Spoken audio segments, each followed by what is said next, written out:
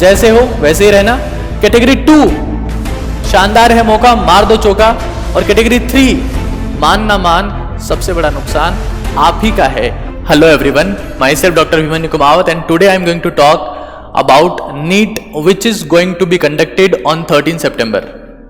देखिए, नीट का एग्जाम पहले 3 मई को होना था, उसके बाद वो 26 जुलाई को होना था और अब 13 सितंबर को होना है। मैं उन सारे स्टूडेंट से बात करने वाला हूं जो शायद 12th का एग्जाम दिए हैं या ड्रॉप लिए हैं या जिन्होंने नीट का फॉर्म भी नहीं भरा है। उन सारे स्टूडेंट से मैं आज बात करूंगा।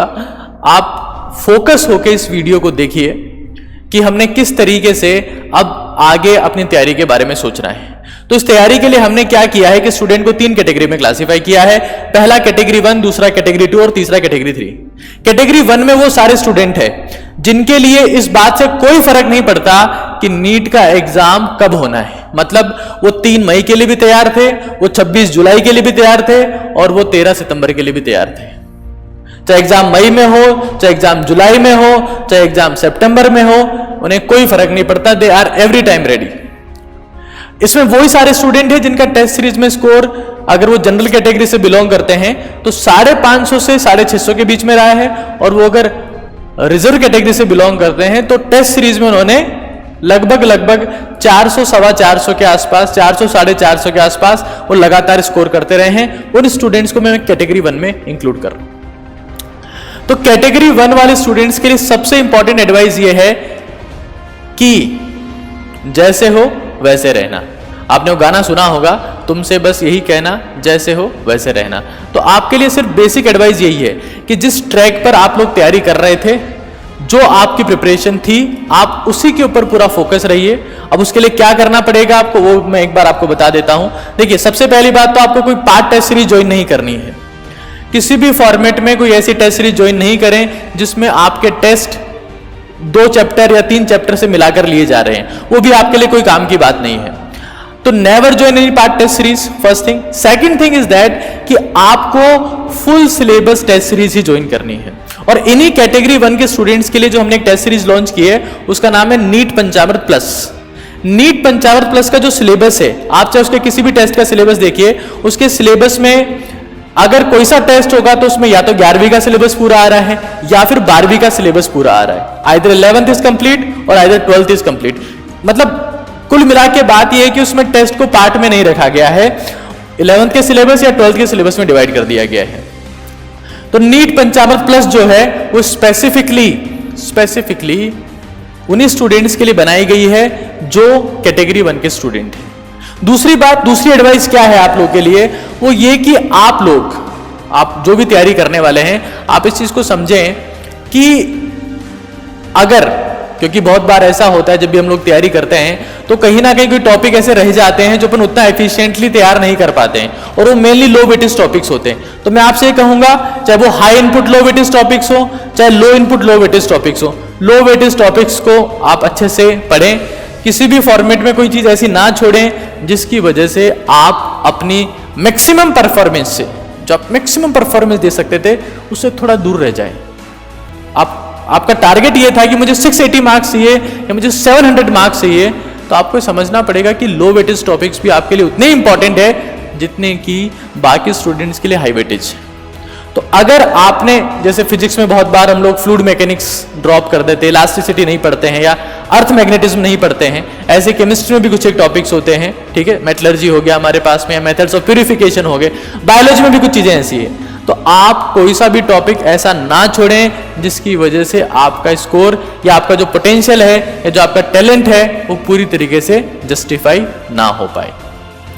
फाइनल एडवाइस, फाइनल बात आपके लिए ये, देखिए, तैयारी हर स्टूडेंट करता है, तैयारी सब सिंसियरली करते हैं, लेकिन रिजल्ट इस बात के ऊपर डिपेंड करता है कि कौन सबसे सिंसियरली अपने फाइनल एग्जाम को, फाइनल स्टेप को फिनिश करता है। साथियों, अब हम लोग बात करने वाले हैं कैटेगरी 2 की, सेकंड कैटेगरी। तो इस कैटेगरी में वो सारे स्टूडेंट हैं, अगर वो जनरल कैटेगरी से बिलोंग करते हैं तो उनका स्कोर टेस्ट सीरीज में साल भर 400 से 500 के बीच में रहा, और अगर रिजर्व कैटेगरी से बिलोंग करते हैं तो 250 से 300 के बीच में रहा। देखिए, ये स्टूडेंट वो है जिनके लिए डेट का आगे बढ़ना, एग्जाम का पोस्टपोन होना सबसे बड़ा वरदान साबित हो सकता है। तो शानदार है मौका, मार दो चौका। ये बात सिर्फ आपके लिए जस्टिफाई होगी। वो इसलिए क्योंकि जब भी आप सब वो लोग हैं जिन्हें या तो तैयारी का कम टाइम मिला या जिन्होंने तैयारी लेट चालू करी, मतलब आप में काबिलियत है लेकिन कम टाइम की वजह से आप अपने टैलेंट को जस्टिफाई नहीं कर पाए। तो आपके लिए एडवाइस क्या है? पहली बात तो ये कि आपको पार्ट टेस्ट सीरीज ही ज्वाइन करनी है। ज्वाइन है पार्ट टेस्ट सीरीज नीट पंचामृत। देखिए नीट पंचामृत प्लस जो है वो बेसिकली कैटेगरी 1 के स्टूडेंट्स के लिए है, लेकिन जो नीट पंचामृत है, ठीक है, जिसमें पार्ट टेस्ट सिलेबस आता है ताकि आप हर एक टॉपिक को, हर एक चैप्टर को प्रॉपरली एनालाइज कर पाएं और इंप्रूव कर पाएं, ताकि आप ये समझ पाएं कि देखिए स्कोर एकदम से नहीं बढ़ता है, स्कोर चैप्टर टू चैप्टर चलने से बढ़ता है। तो जब आप लोग एक पार्ट टेस्ट सीरीज ज्वाइन करेंगे तो टेस्ट देने के बाद में उसके पोस्टमार्टम से आप एनालाइज कर पाएंगे कि आप कहां पर वीक हैं, क्या आपकी वीकनेस है। तो पहली एडवाइस तो आपको यही है कि आप पार्ट टेस्ट सीरीज ज्वाइन करें। नीट पंचामृत आपके लिए परफेक्ट टेस्ट सीरीज है। दूसरी बात ये कि आप हाई वेटेज टॉपिक्स को बहुत अच्छे से वापस रिवाइज करें। देखिए हाई वेटेज टॉपिक का मतलब सिर्फ टॉपिक नहीं होता, ये टॉपिक वो होता है जो जिससे बाकी और बहुत सारे चैप्टर कनेक्टेड होते हैं। जैसे मान लीजिए मैं आपसे कहता हूं इलेक्ट्रोस्टैटिक्स, वो एक हाई वेटेज टॉपिक है, उस टॉपिक से बहुत और सारे टॉपिक कनेक्टेड है।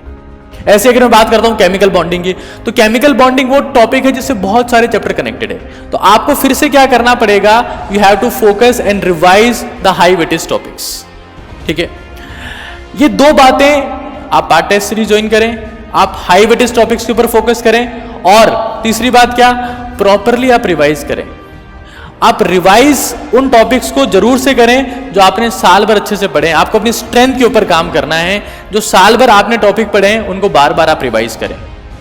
लेकिन इंपॉर्टेंट चीज ये है कि आप उस कैटेगरी के स्टूडेंट हैं जिसमें अभी there is a scope of improvement, और इंप्रूवमेंट ड्रास्टिकली नहीं होता, वो स्लोली होता है। तो आपको पार्ट टू पार्ट चलना चाहिए, अपने टीचर से बात करनी चाहिए कि आप किस सेक्शन में वीक हैं। जो भी आपको लगता है कि यहां पर मैं स्ट्रगल करता हूं, यहां पर मेरा परफॉर्मेंस उस कैटेगरी का नहीं आता है, तो आपको ये समझना पड़ेगा। लेकिन मैं आपको फिर कह रहा हूं, जब भी एग्जाम पोस्टपोन होता है, आप जिस कैटेगरी से बिलोंग करते हैं उसी कैटेगरी के लोगों को सबसे ज्यादा फायदा होता है।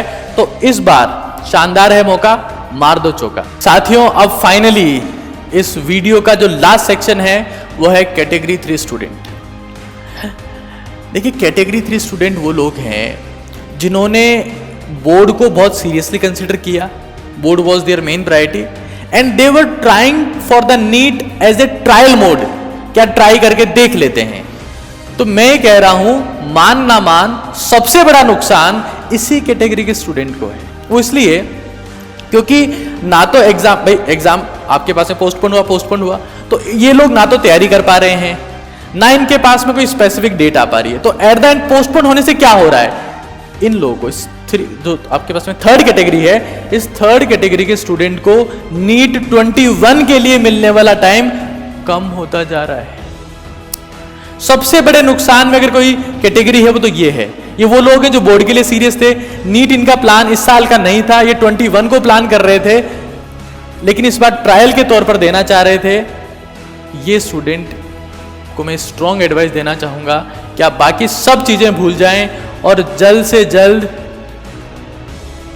1 ईयर प्रोग्राम में अपने आप को एनरोल करें, और स्क्रैच से just enroll yourself in 1 year program and try to learn the concept from scratch. आप वरना हाई वेटेज, लो वेटेज, शॉर्ट ट्रिक, इन सब चीजों के चक्कर में अपना साल खराब कर देंगे और कुछ नहीं होगा। तो you learn the concept from scratch. मैं आपको बता दूं कि 22 जुलाई से सेल्सियस जो है वो ड्रॉपर बैच स्टार्ट करने जा रहा है ऑनलाइन मोड में। उसके बाद हर वीक इसका नया फेज स्टार्ट होगा अप टू द नीट। तो ये जो ड्रॉपर बैच स्टार्ट होने वाला है, इसमें जो लोग टीच करने वाले हैं, they will be the NEET magicians. You will be taught by the NEET magicians of India. These teachers are exceptional as far as NEET preparation is concerned. तो I would strongly recommend you कि आप जल्द से जल्द dropper batch में अपने आप को एनरोल करें और तैयारी करना चालू करें। एक बार मैं फिर से आप लोगों को बता देता हूं कि हमारे पास में 3 कैटेगरी थी। तो कैटेगरी 1 के लिए जैसे हो वैसे ही रहना, कैटेगरी 2 शानदार है मौका, मार दो चौका, और कैटेगरी 3 मान ना मान, सबसे बड़ा नुकसान आप ही का है। उसका रीजन ये है because you were targeting something else. तो आप जल्द से जल्द ड्रॉपर बैच में एनरोल कराएं और अपनी तैयारी स्टार्ट करें। आज के लिए इतना ही है। Thank you.